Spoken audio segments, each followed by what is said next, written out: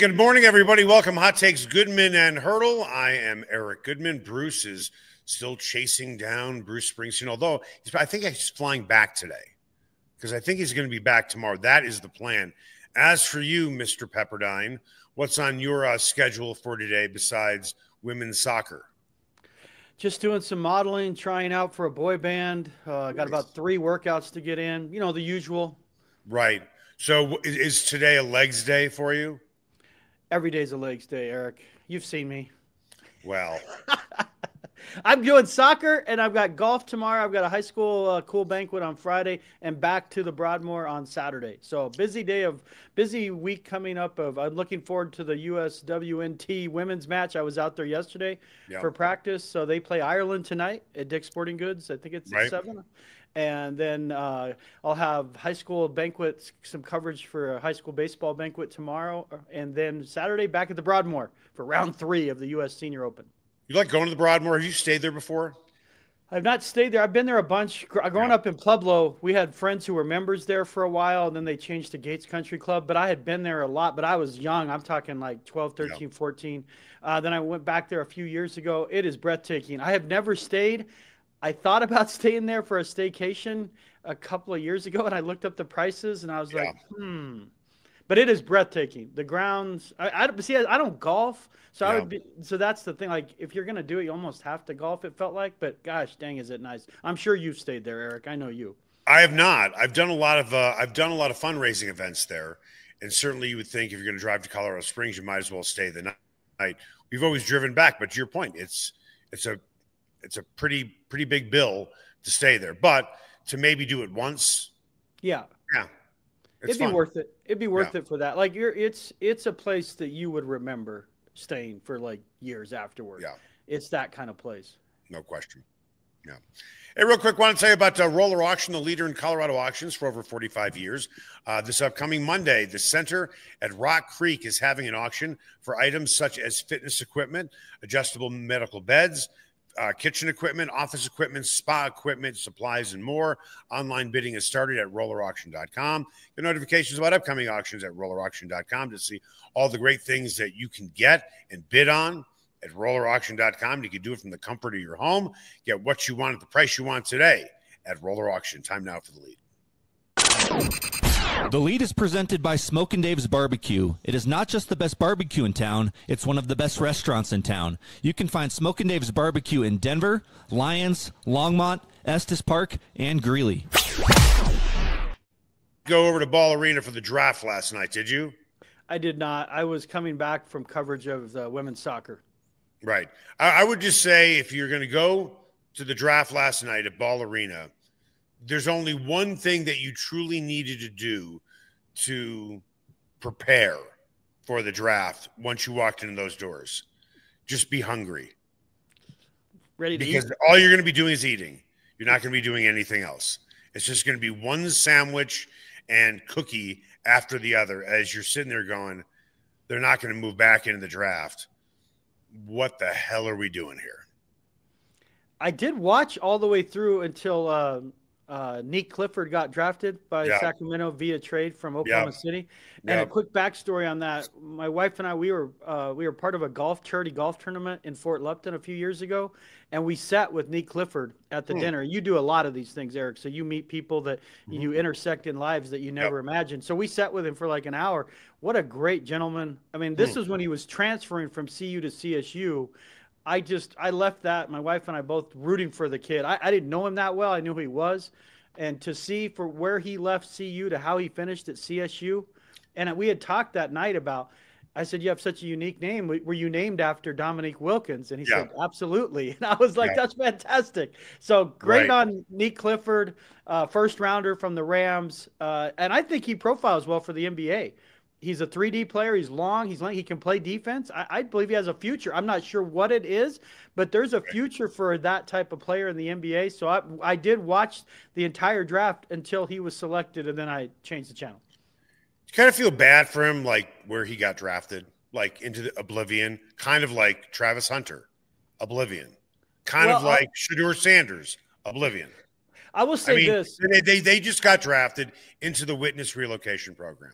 All three of those guys. I would disagree with Sacramento because locally Sacramento is such a huge deal. That market, light the beam, they sell out games, the energy. Nationally, you're not on the radar. That's my point. But but you're in the Western Conference where you play the Lakers multiple times, you play the Nuggets. So there's a way for it to overlap with national stuff. The Jacksonville, having covered multiple games there, Jacksonville is largely ignored because it's a college town. They're a Florida Gators town, or some people love the Georgia Bulldogs. That's not an NFL city. It doesn't feel like an NFL city. Sacramento, when I've been there, feels like an NBA city. It's relative proximity to Golden State lends to their obscurity because Golden State's such a big deal. But yeah, all three of them, you're right. Not ideal. Certainly, Cleveland might be the worst for Shadeur's career. Yeah. Jacksonville is definitely off the radar. Sacramento, I would argue, Eric, is a little better off than those two when it relates to it because of the way their division is and how they're perceived locally. Okay, let me see if I can try and convince you to come to my side of the aisle. Just put your toe over. You don't need to jump in.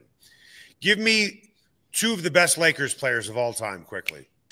Two best Lakers players? No, two of the best Lakers players of all time. Quickly. Kareem Abdul-Jabbar, Magic Johnson. The Chicago Bulls. Michael Jordan, Scottie Pippen. Knicks. I would say Patrick Ewing, and I'll go Jalen Brunson. Okay. Celtics. Larry Bird, John Havlicek. Okay. Dallas. I would say that would be Dirk Nowitzki and Michael Finley. Sacramento. That would be Wayman Tisdale. Not even close. That was a good try, but no, that's not Wayman Tisdale. Sorry. Didn't Tisdale play there? Even if he did, it wasn't better than Chris Webber. I mean, Chris Webber, I think of as a warrior, unfortunately. But to your point, that's fair. I would say that's all I mean. I would say Fox, who you just traded, probably in that argument. Yeah. But I think. Oh, and what's his name? The center that went to the Lakers. Vlade Divac. My point is that Sacramento is buried in our national consciousness because even though they're good, they still rarely get on national television. It's where you go to disappear. There's certain cities in certain sports where you just go to disappear. Right. Jacksonville is one of them, certainly, in the NFL. Sacramento absolutely is another one. It's like, yes, I agree with you. The division's really good. But it's not like they're showing Kings-Lakers games on TNT for the late game. Yeah, there's a problem there. I guess having been there multiple times in the last few years to go watch my son play baseball, it's the city embraces them. Yes. And so that part makes it like when I was in Jacksonville twice, they were bad. I mean, I can't remember. They had Trevor Lawrence the one year, but it doesn't feel like an NFL game. I've been, I think, to every NFL stadium now. Yeah. And it doesn't feel like an NFL game. Cleveland would be relevant. Let's be honest. If they were good, their issue, because the league would love for the Cleveland Browns to be good. That is a football-rich market, a football-rich state, a football-rich region. They're just not very good. And they haven't been historically for a long time. So, but you make a great argument about national thing. I would say that's not really Nick Clifford. If he was going to be like 1 through 5, it's an issue. He's got to focus on establishing a career in the NBA. Hunter's the one I'm interested to see how it affects long term. He's so big right now. Yeah. But all it takes is for him to have 1 interception and 1 touchdown as a rookie, and he's out of the national conversation. He's not on Dick's Sporting Goods ads anymore. Right. Are you disappointed the Nuggets didn't do anything? I'm sure they tried. They just didn't, execute. Or maybe listen, for all I know, they didn't try. I would think that they would try and do something with the draft. But when you look at what they did, which was nothing, are you disappointed? Or it's like, okay, whatever. I just don't know that they need another young player to get them better. I mean, if you added one of those guys, because let's say they move, what were they going to move up to at the most, like 20? Yeah. 20. They're going to be in that 20 to 24. I mean, listen, would I love Nick Clifford on the Nuggets? Yeah, it'd be great. It's a great story. I think he could help them, but they need a couple of veterans. Like they're in a win now frame of conversation, and so to move up and get another guy, we don't know what they have in Daron Holmes. I mean, I know that he's going to be a role player, but yeah, I mean, you have Pickett, you have Strother, you have Holmes. Like, do you need another guy that you don't know what you have? Exactly. So I was not disappointed. I won't be disappointed if they don't move up tonight. What did bother me last night wasn't disappointment. It was a little bit of bubbling anger that the reason they're not involved in that draft is because Calvin Booth traded away 3 seconds to get rid of Reggie Jackson to sign Dario Saric. That bothered me. And it's not even the Dario move. You could actually make an argument for it back when it happened. It was you had to unload 3 seconds to get rid of Reggie Jackson. Yeah. That was a terrible trade. Excuse me for asking. How old are you? I'm asking for a reason. You have to think about it. 54. Okay. What is this year? Then you and I are roughly the same age. As I'm watching the draft yesterday, and I'm going to sound like, get off my lawn guy or old man screaming at clouds. The draft to me isn't what it used to be. And the reason is I don't know 80% of these players because I'm sorry, let everybody see the little man behind the curtain. I'm not a big follower of 18 and under European basketball. That's the one sport that I probably don't get into enough, that I really need to be ready for the NBA draft. I got to go full. I might even need to go over there and visit and see these players in person so I'm ready for every draft.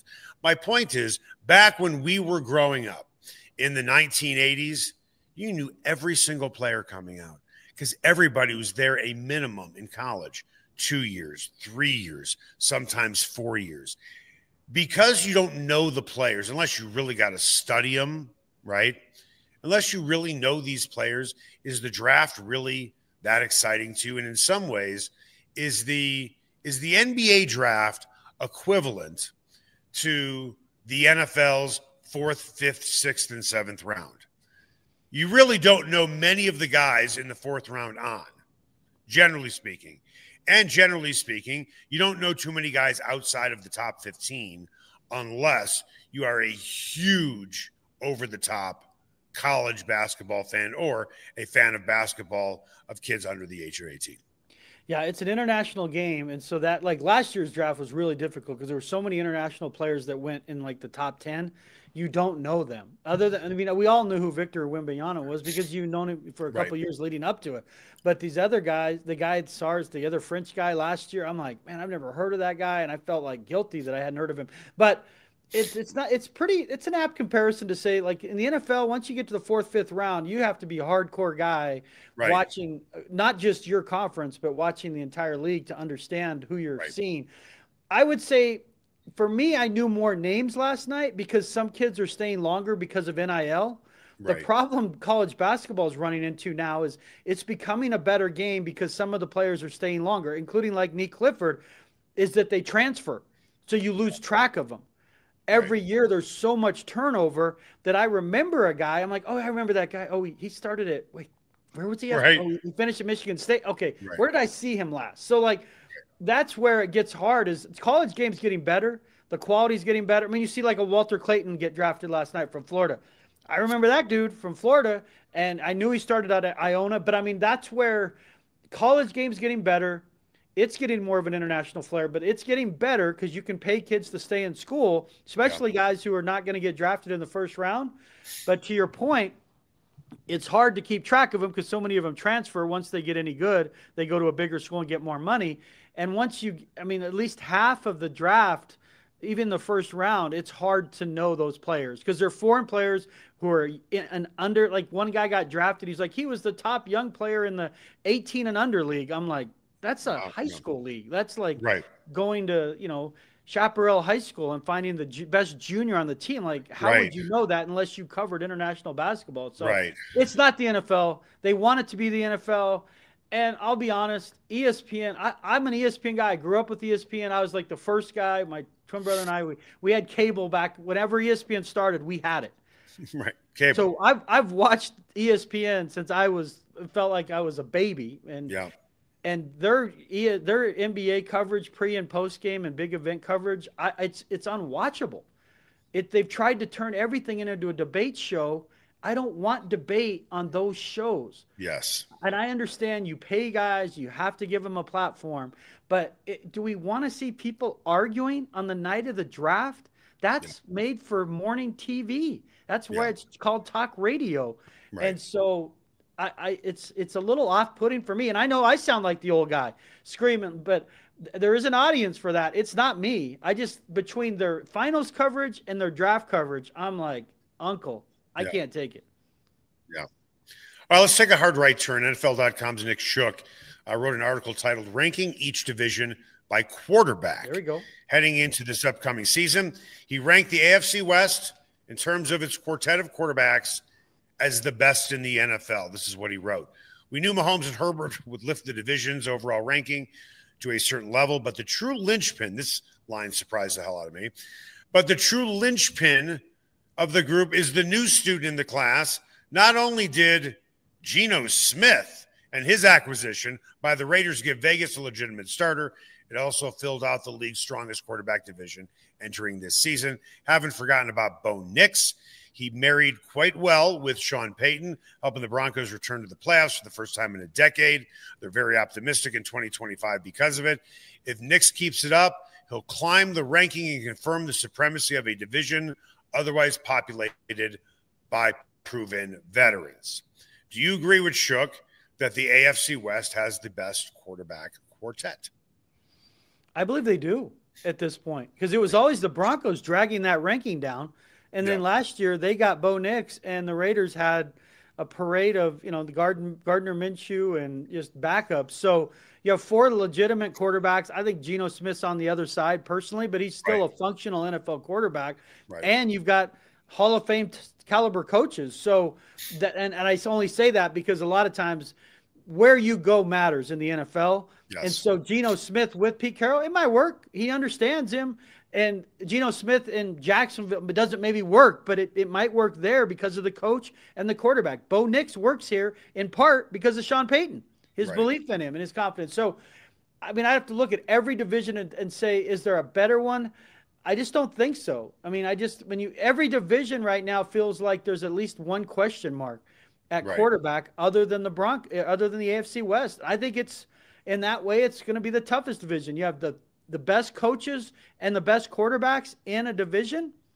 That makes for some fun football, but it also means the margin for error shrinks dramatically. Well, when you put each quarterback's name on a scale, in theory, the weight of Patrick Mahomes is so heavy, it really kind of carries everybody else down on the scale, if you know what I mean, right? You put Patrick Mahomes on, it unlevels the playing field. So let's look at the NFC North. Your quarterbacks are Jared Goff, Caleb Williams, up-and-comer, obviously, and then Jordan Love as your top 3 guys. All 3 of them combined are not Patrick Mahomes. So you can completely rule them out. And you could really go division by division. When you look at the AFC North, Lamar Jackson's a stud, Burrow's a stud.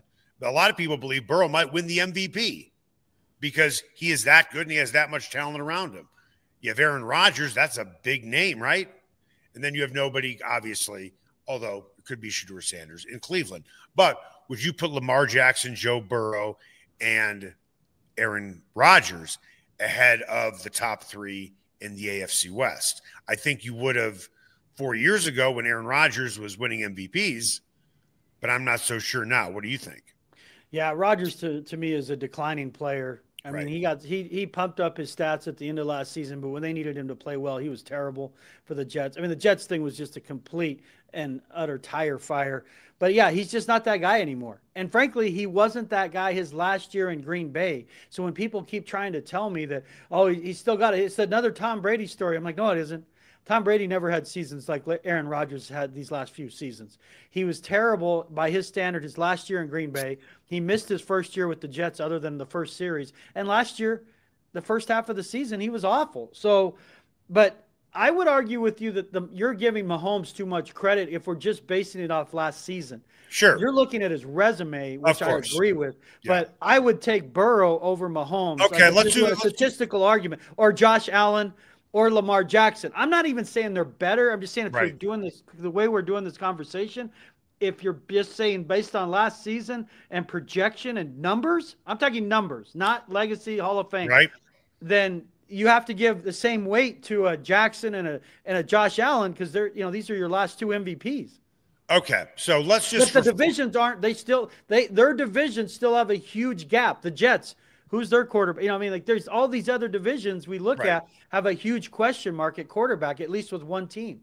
Okay, just for fun, scale of 1 to 10, 10 being the highest. We're going to give a point total to the 4 quarterbacks, add them up, and see who comes out on top. So let's do, just for fun, the AFC West versus the AFC North. Okay. Joe Burrow, scale of 1 to 10. 9. Lamar Jackson. 10. Aaron Rodgers. 5. Pick your favorite Cleveland quarterback. 2. Okay. Let's see. Mahomes. I mean, I'll give him a 10. If coming off last year, he'd be a 9, but I'll give him a 10. You're going to give him a 10? I mean, after everything you just said? I'll say no. Let's see. Based on what I just said, I'll give him a 9. You give whatever you want. I'm not trying I'm going to give him a 9. Based on last season, he's a 9. Herbert. If you're basing this on last season, it better be a low number. His numbers were great last season. Herbert's. He just played terrible in the playoff game. I understand he didn't throw a lot either. I'm just saying his numbers, what do you have, like 3 interceptions all season before the playoff game? I'd give him a 7. I almost feel like he wasn't used a lot, which sounds nuts. For a quarterback that good, you would think he'd be slinging it all over the field. But then again, you got to look at his head coach and his head coach. Well, they didn't have receivers. They traded them all away before the season. I understand that. His best receiver was Ladd McConkey. Right? Yeah. No, 23 touchdowns, 3 interceptions is beyond impressive. I'd give him a 7.5. I'd go a half on him. My point is, it's surprising for a guy who we've all lauded as being a potentially great franchise quarterback in this league, and it's just hard to believe in 17 games he threw for 3,800 yards. That's all. 100%. He gets overrated nationally because he's so physically imposing and gifted. I'll give him a 7.5. Okay, Knicks. I give him a 7.5. Ooh, and the plot thickens. How about Geno Smith? I give him a 6.5. Okay, let's go to the tally board. So that's 19, 24, 26. Let's see, 6.5. Whoa. Hello. Wow, isn't that interesting? Isn't that interesting? Should I tell you the results now or after the break? After the break. Well, that would be one hell of a tease, wouldn't it? Do you think people would actually stick around for that? I mean, I'll stick around for it because I have to. My name's on the marquee. And you have to stick around for it because you said you would do a full 40 minutes with me. I'm contractually obligated. We'll be back after the break. Ever wondered where city and county fleet vehicles go when they retire? Now's your chance to find out and score big. Imagine driving away with a great deal on a reliable vehicle. For over 45 years, Roller Auction has been the trusted source for government fleet vehicles and equipment. Trucks, SUVs, sedans, and more, all selling to the highest bidder. Don't miss out. Visit roller.bid/hot takes to get auction updates today. Your next vehicle could be just a click away. Everyone has their favorite sports bar. Mine, the Sportsbook Bar and Grill in Highlands Ranch in the DTC. Both locations are everything a sports bar should be. An upscale menu with 12 different burgers, outstanding wings, and my favorite, the Philly cheesesteak egg rolls. They've got every game on the NFL Sunday Ticket, MLB Extra Innings, NHL Center Ice, NBA League Pass, plus soccer, rugby, and UFC. Sportsbook is a hangout bar or great for private parties. The Sportsbook Bar and Grill in Highlands Ranch, the DTC, and coming soon to Parker. They are the sports bar. Sasquatch and Wildcard Casinos in Blackhawk have another incredible promotion. They'll be giving away a pair of Spider Cruisers or over $15,000 in cash the weekend of July 18th, just in time for the Sturgis Bike Rally in South Dakota. That's right, your choice, cruisers or $15,000 in cash. Get finalist entries every 45 minutes from 10 a.m. to midnight during their daily cash drawing with a locked-up jackpot of $100 or more. Sasquatch and Wildcard Casinos, loose slots, great promotions, great food, and a family-owned casino that treats you like family. Everyone has their favorite barbecue spot. Mine, Smokin' Dave's Barbecue and Brew. My favorites, slowly smoked ribs, smoked corned beef Reuben, smoked meatloaf with a portobello balsamic cream sauce. Don't forget about Smokin' Dave's 16-hour smoked brisket and pork with one of their 4 homemade barbecue sauces. Great sides, you bet. Barbecue beans made with pork and brisket and their southern corn bake. Man, you got to try it. Plus, they have amazing non-barbecue entrees on the menu. Go where I go, Smokin' Dave's Barbecue and Brew in North Denver. Ferguson's Heating and Cooling is the best in Denver, and their customers agree. Ferguson's has 165 5-star Google reviews, and here's one from Betsy. Highly professional, prompt, and honest. I switched to Ferguson's when I became aware my former company was trying to sell me a whole new system I didn't need. Ferguson's is an honest, working, family-owned business that'll give you a fair price, the highest quality parts and equipment, and they always show up on time. You can trust the Ferguson family like you trust your own family. Go to fergusonsheatingandcooling.com. Spice up your next night out at Nola Jane and Lodo. Authentic Cajun cuisine like andouille sausage gumbo with dirty rice, crawfish etouffee, as well as 6 different po' boys like soft-shell crab and shrimp. Come in before or after a game at Ball Arena. Host a party or party on their rooftop deck overlooking Market Street during happy hour from 11 a.m. to 5. Plus, Nola Jane caters, delivers, and the kitchen is open late night. Make Nola Jane your new favorite spot to eat, drink, and party like it's Mardi Gras. And welcome back, Hot Takes, Goodman and Hurdle. There is Troy. Troy, come on, man. I mean, the professionalism was there for a while. For 2.5 full shows, you were on point. And then we come back to an empty chair. Explain yourself to the class before we move on. This is my browbeating for the day. Bentley the Bulldog needed out.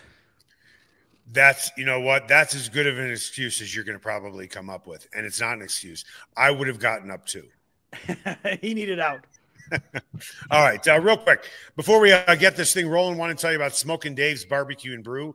The 4th of July is coming up fast, and I understand everybody likes to grill their favorite carcass, but not everybody does. So if you are looking for great barbecue for the 4th of July, Smokin' Dave's Barbecue and Brew, what do? They will cater for you.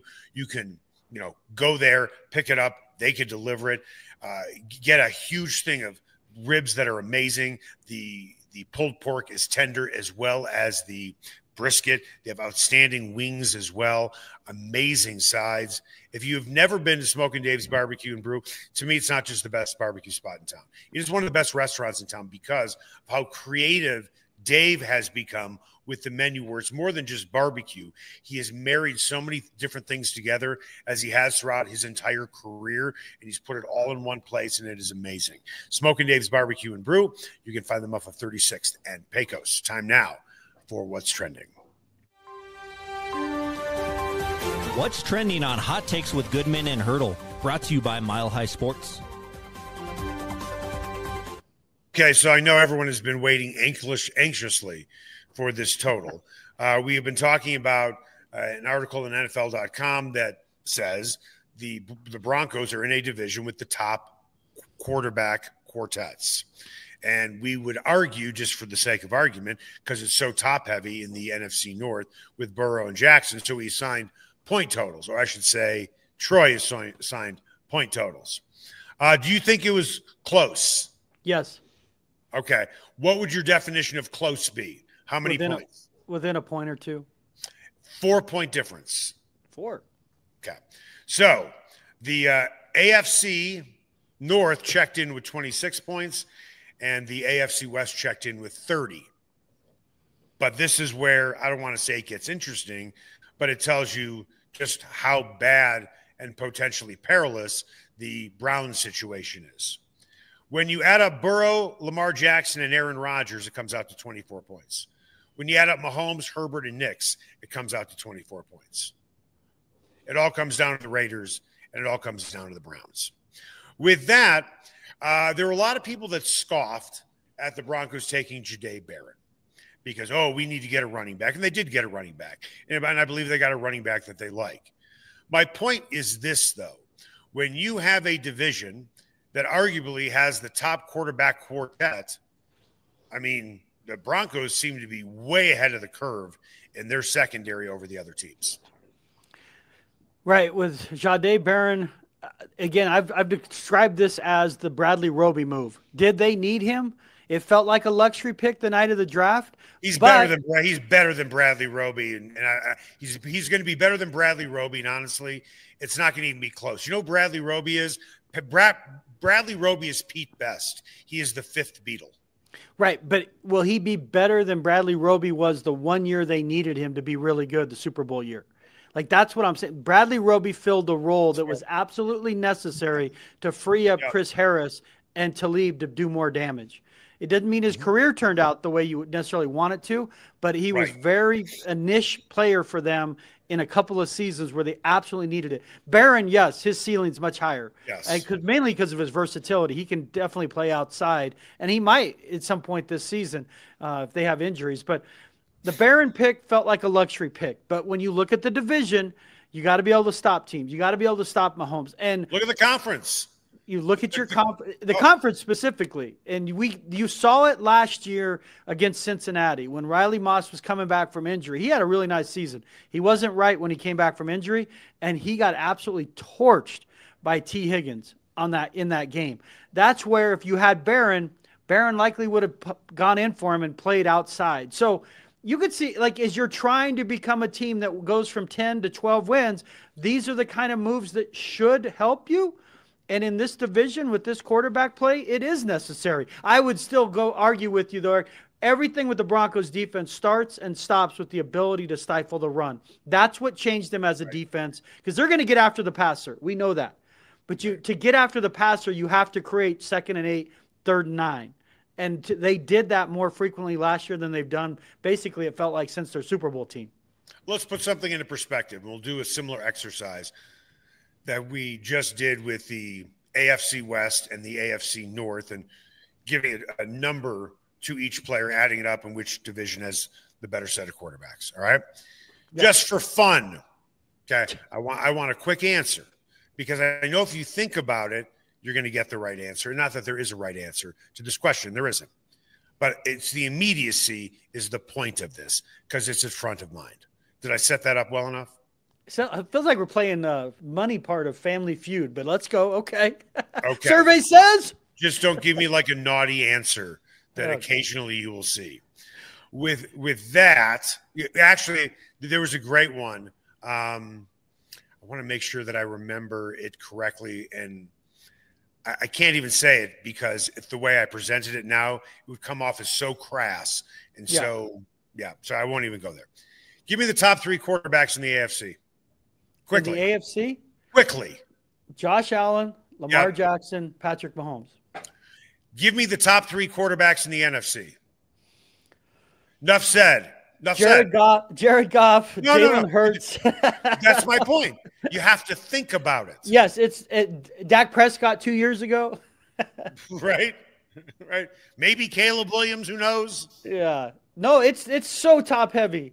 It's so top heavy in the AFC West. the AFC.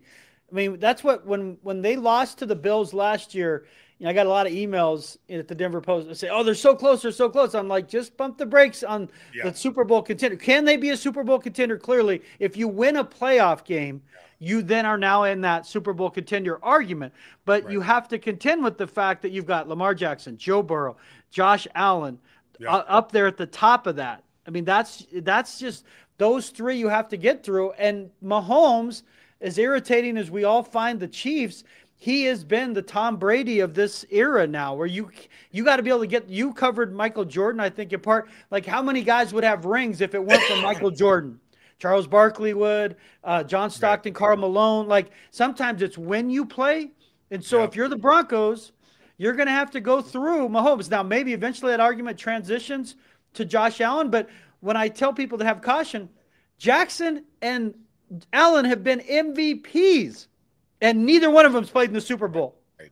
So that's my point of it's not that next step is way more difficult than I think than people appreciate.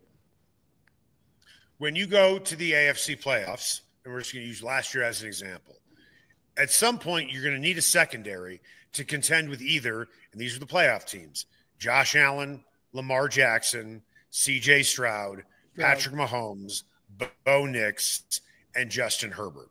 And then we'll throw in Pittsburgh just for fun because they made the playoffs, right? And they usually have a winning record. They always have a winning record. They've been very mediocre for better part of a decade. Right. But they have a winning record.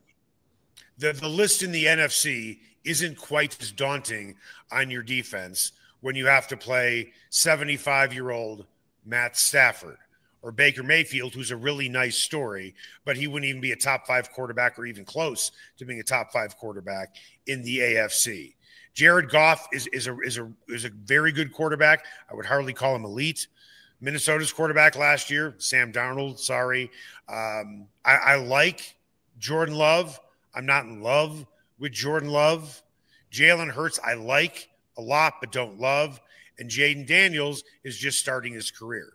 You better have a secondary in the AFC. Yeah, if I was going to rank the NFC, because you'd said it is a hard question because it's front of mind, I would have Jaden Daniels. Eventually, I think he's going to be one, if not this year or next year in the NFC. And Stafford because not only his age is part of this, is but what drags him down, but Stafford with McVay, he's a top 3 in the NFC. So it'd probably be, for me, some version. I would say, let's say Jaden Daniels, Stafford, Goff, like those 3. But to your point's fair. Jalen Hurts is a nice player, but he is a little bit scheme dependent. We're not sitting here saying, man, if the Broncos had Jalen Hurts, they'd win a Super Bowl. Like you say that about other quarterbacks. There's still the argument, if they had Josh Allen, they could win a Super Bowl. Like certain quarterbacks, they get on that team and you're like, oh God, they could win a Super Bowl. The NFC guys right now, Stafford has won one, but he's certainly older. No one is saying that yet with Goff. I think 4 or 5 years from now, we clearly are going to look back and say that about Jaden Daniels if he stays on this arc. But the AFC is it's an absolute witch.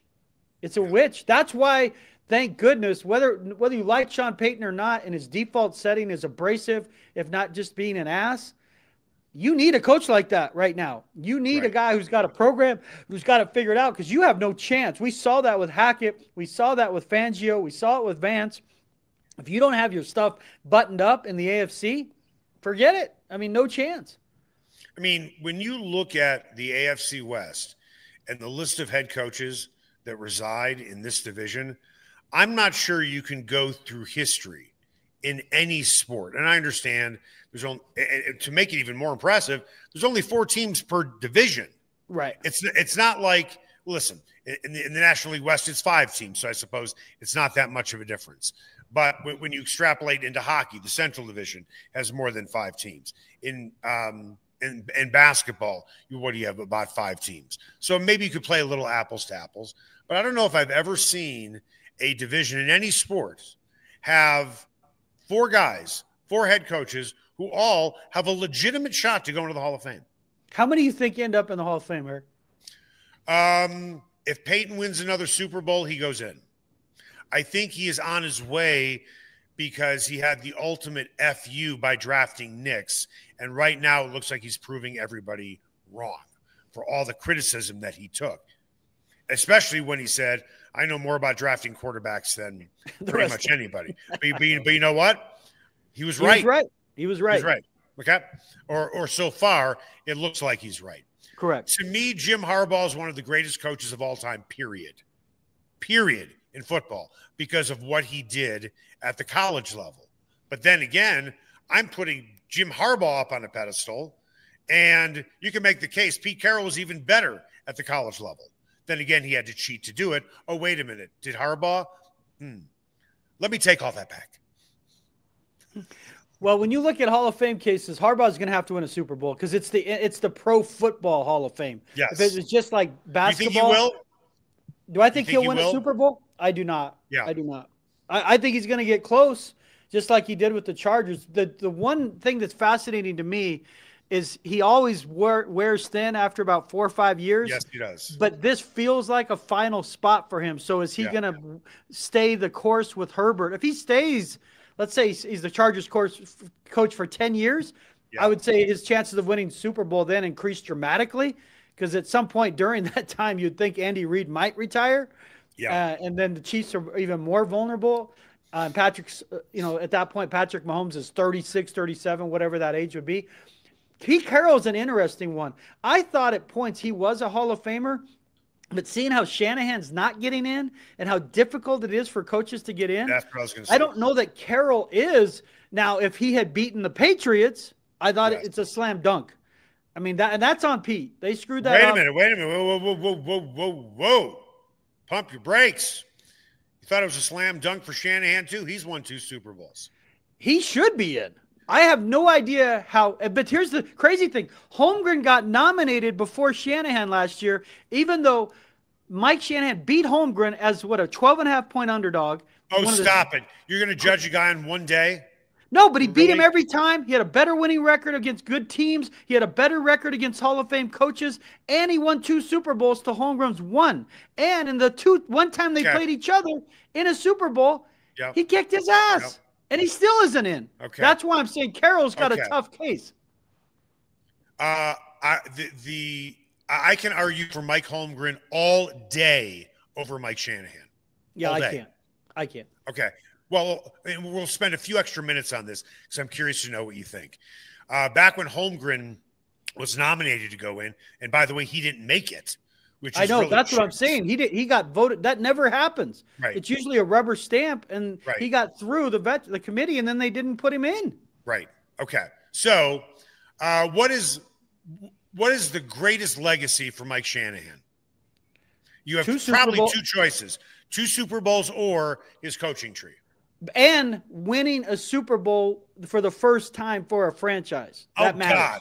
How low is the bar for that? Just because you won a Super Bowl for a franchise, that suddenly moves you up the ladder? That's never won one? How many did they win in Green Bay when Holmgren won one? 70? 81? Anyone wins it in Green Bay. Like, it wasn't special they won it in Green Bay.